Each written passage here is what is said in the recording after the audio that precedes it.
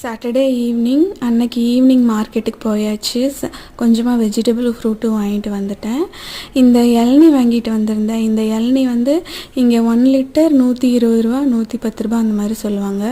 நான் 100 ரூபாய்க்கு வாங்கிட்டு வந்திருந்தேன். அதுக்கப்புறம் இந்த வாட்டர்மெலன், அதுக்கப்புறமா இந்த ஸ்வீட் கார்ன் 2 அண்ணா 10 ரூபா, 1 5 ரூபா தான் சொன்னாங்க.